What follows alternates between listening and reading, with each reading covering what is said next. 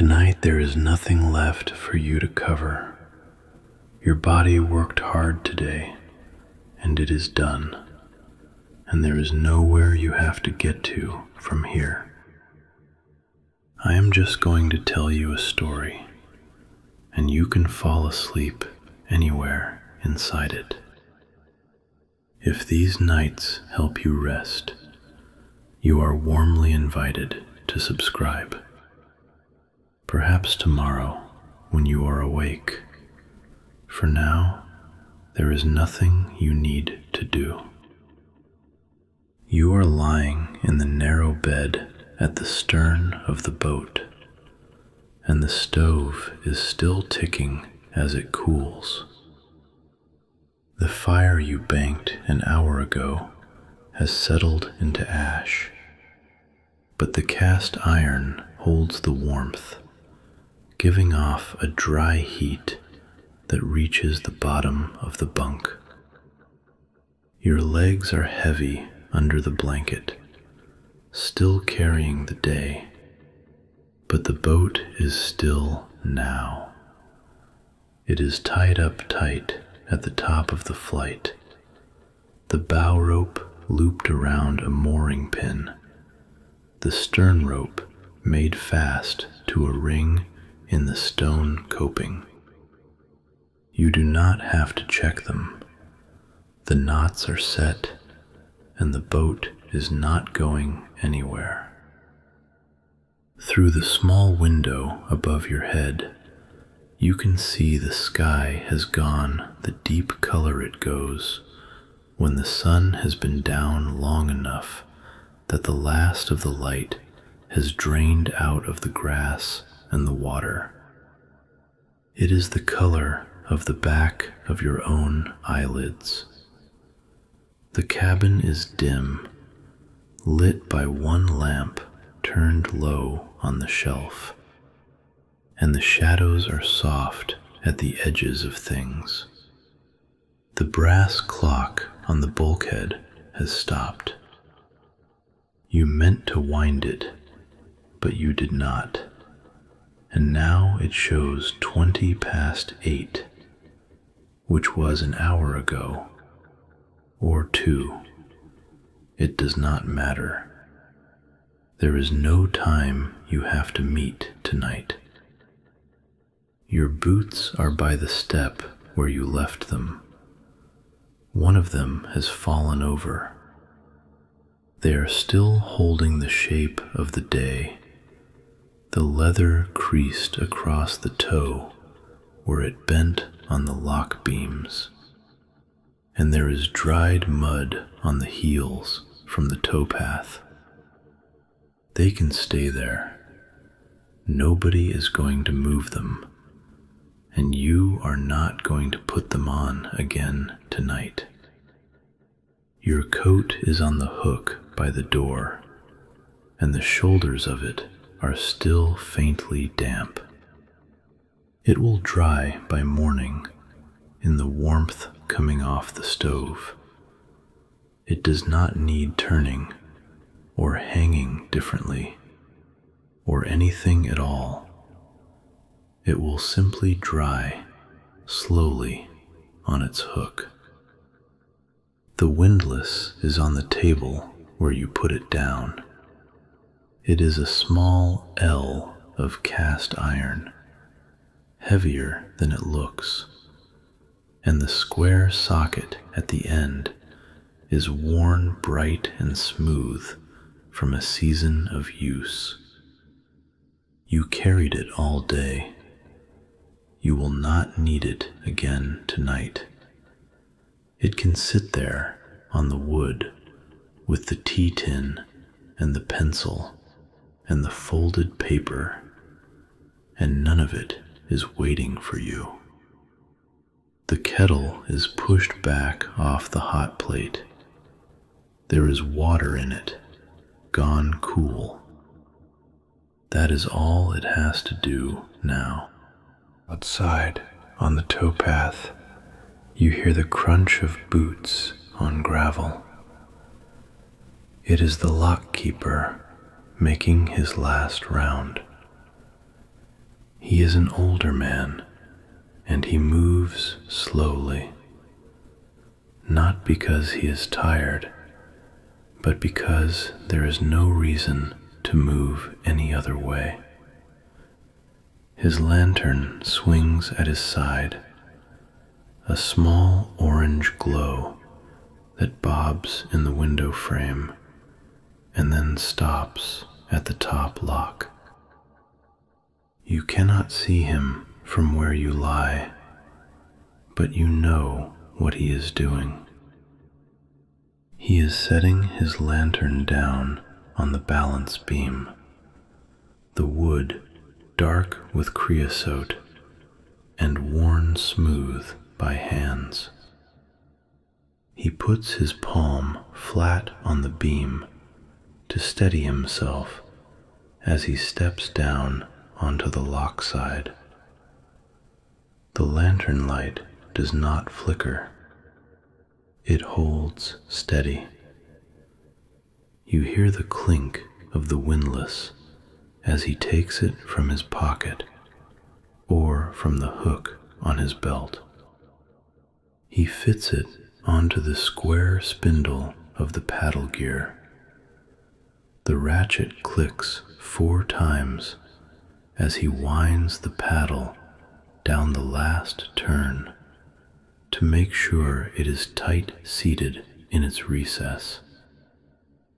The water in the pound above is high, pressing against the top gates, but the gates are shut. They are black timber braced with iron, and they fit together in the middle like 2 hands pressed palm to palm. The keeper lays his hand on the meeting point of the gates, feeling for any vibration, any leak. There is none. The water is held. He moves to the other side of the lock, and you hear his boots again, the heavy, deliberate tread of someone who has walked this path 10,000 times and will walk it 10,000 more. He winds the other paddle down. The click of the ratchet is slower now. He is checking the gear, making sure the pawl has caught, that the weight of the water will not turn the spindle back and lift the paddle in the night. It will not. It never does. The lock is built to hold. He picks up his lantern. The light moves away from the top lock, traveling down the flight. He will walk the whole line of them, 12 locks in the flight, each one a step down the hill. At each one, he will do the same thing. Set the lantern down, wind the paddle, lay his hand on the gate, pick the lantern up, move on. He does not hurry. The locks are not going anywhere, and neither is the water. It is all held in its place, pound by pound, gate by gate, all the way down to the bottom where the canal meets the river. The water stays up whether you are awake to think about it or not. Your arms are across your chest, under the blanket. The wool is coarse and smells faintly of the lavender soap you used to wash it last week, hanging it over the guardrails to dry in the wind while you worked the boat up through the locks. That was this morning, or yesterday. It is behind you now. Every gate you worked is shut behind you. You came up through 12 locks today, opening the paddles to fill the chamber, opening the gates to let the boat swim forward into the next pound, closing them behind you, winding the paddles down, walking the windlass to the next, again and again, until you reached the top. And now you are at the top. The boat is tied up. The flight is behind you, and it is held. The keeper's lantern has moved further down. You can see it through the window, a small star descending the hill, pausing, descending, pausing. At the third lock down, he stops for longer. Perhaps he is checking the bywash, making sure the channel is clear of leaves. The autumn leaves are falling now, spinning down from the trees that overhang the cut, landing on the water to be carried along until they catch in the grating. He will clear them with his boot, or with the hoe he carries for that purpose. It is not your job. You cleared the grates when you came through, lifting the heavy iron covers, scraping out the silt and the twigs, replacing them so the water could flow clean. That is done. The water is flowing clean now, down the bywash, keeping the level true in the pound above, and you do not have to lift the cover to check. It is held. The stove ticks once, a metallic click as the flue contracts in the cooling air. The sound is small and ordinary, and it does not mean anything except that the metal is settling. You can feel the last of the heat coming off it, radiating into the cabin.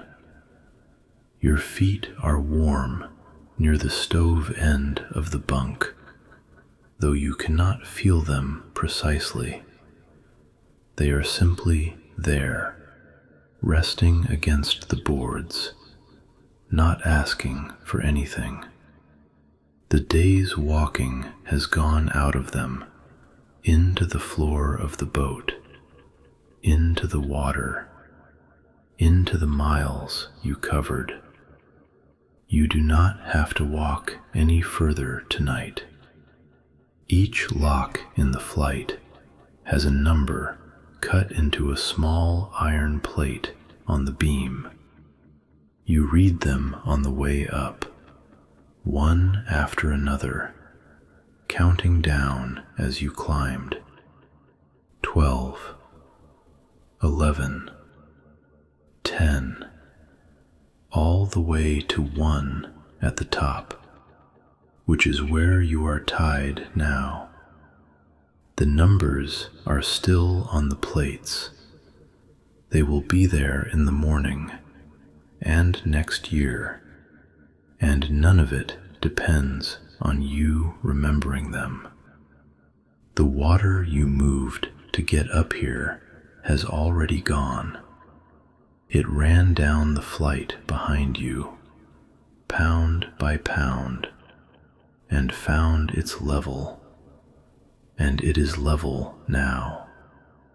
There is nothing left over from the effort of it for anyone to deal with.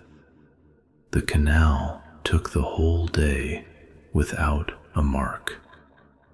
For a while after that, nothing happens at all.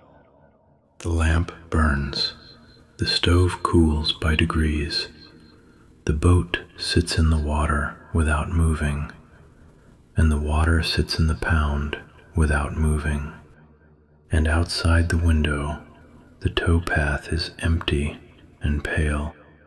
A leaf comes down somewhere and lands on the cut and floats a little way and stops against the bank. That is the whole of it. That is everything that happens for a long stretch of the night. The keeper's lantern is at the bottom lock now, or near it.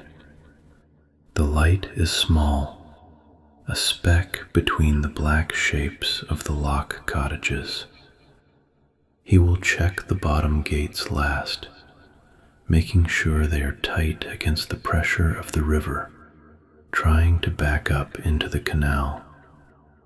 They are always tight. The gates are old oak, swollen with years of wet, fitting their stone seats like a key in a lock. The water presses and the gates hold.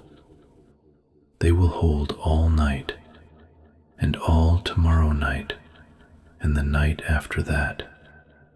Whether you are there to see them or not, you can let your eyes close if you want. The lamp is still burning on the shelf, turned down low, with the wick just barely taller than the brass, but you do not need it to see. The dark is fine.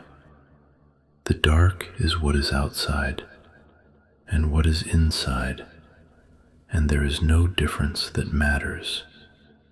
The boat is still. The water in the cut is still, held between its banks, held at the level by the locks you came through, every one of them shut and holding. There is a small sound outside, a rope creaking once as the boat shifts a fraction of an inch against the fender. The fender is an old tire hung on the side, black rubber against the black hull, and it takes the movement without complaint. The rope is hemp, 3-strand, stretching just enough to breathe with the water. It does not need you to hold it. It holds the boat, and the boat holds you, and the water holds the boat, and the locks hold the water. It is all held. You do not have to remember the miles now.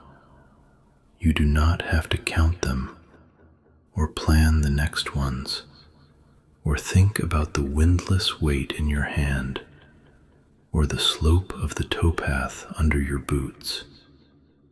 Your hands are empty.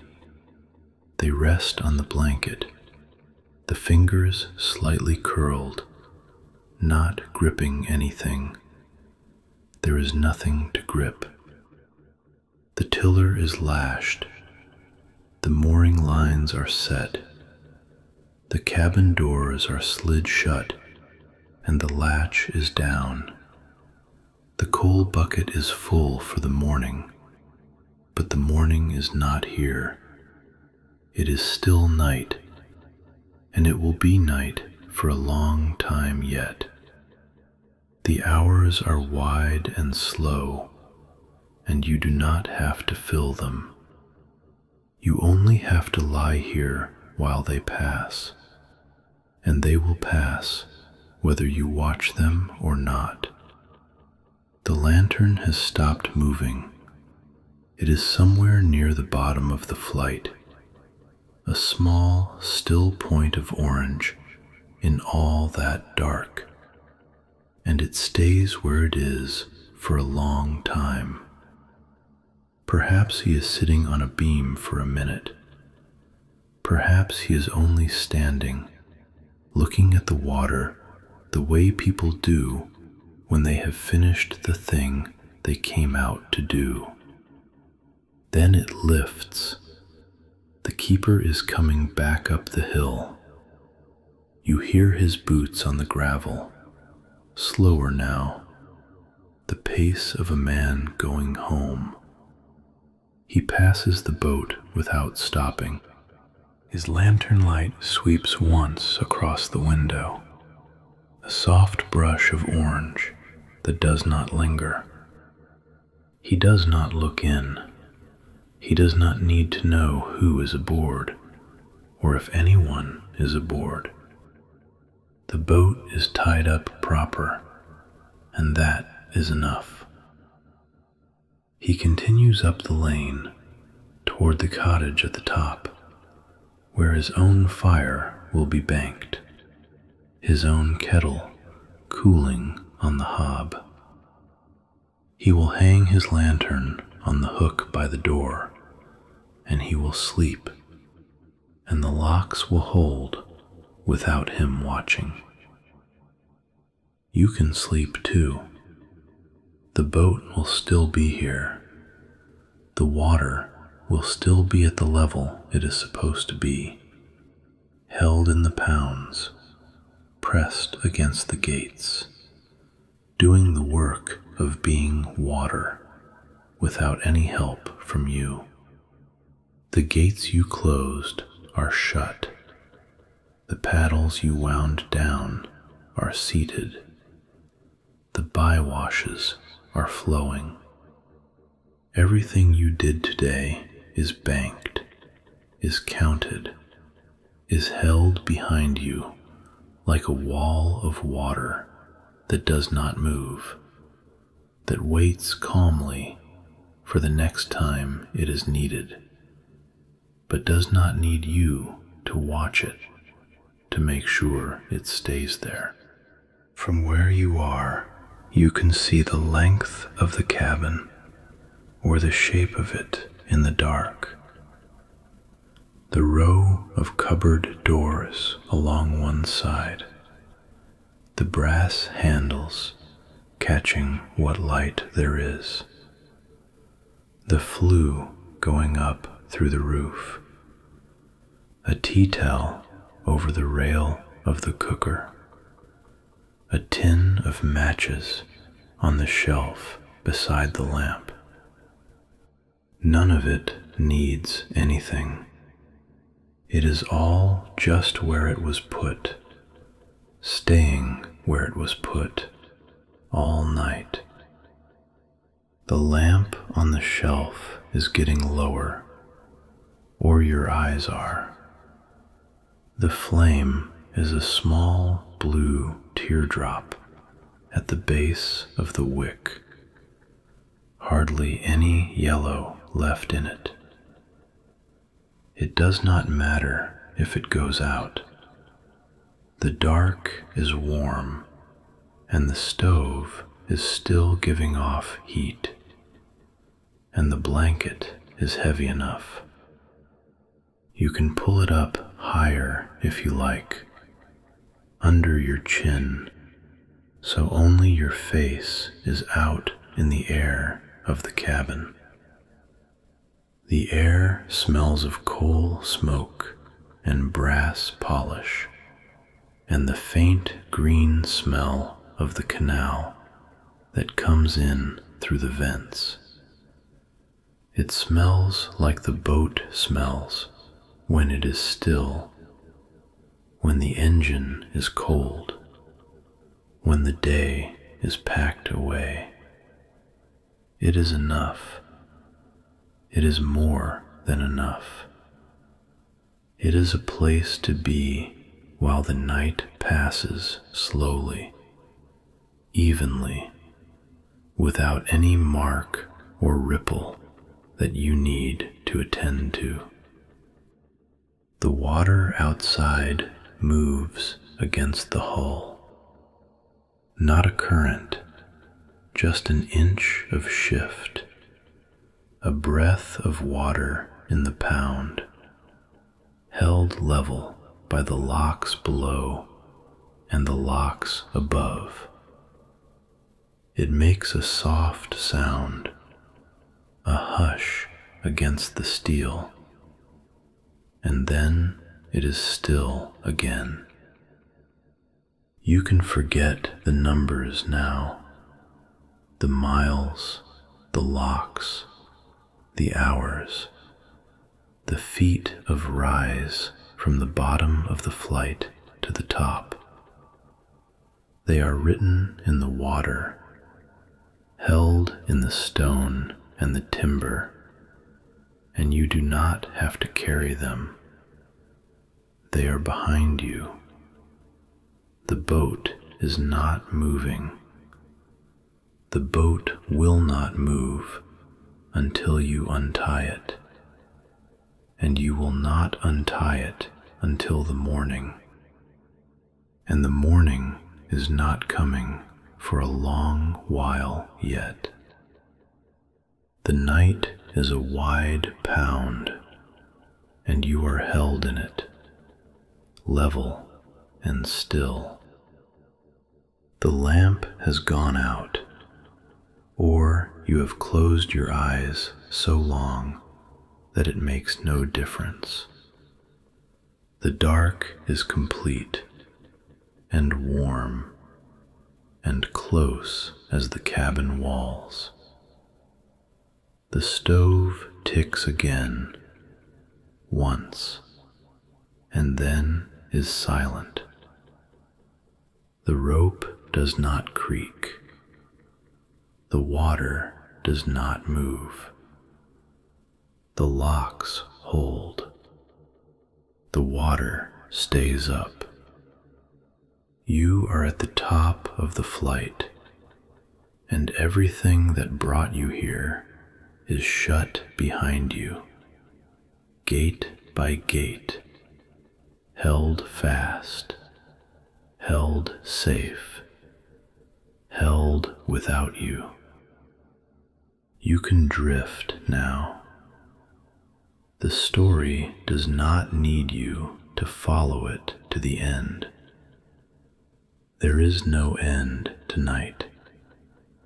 There is only the holding, the stillness, the water level in the pound, the closed gates, the sleeping lock keeper in his cottage, the boat tied tight, the blanket heavy, the hours wide and slow, and not requiring anything of you.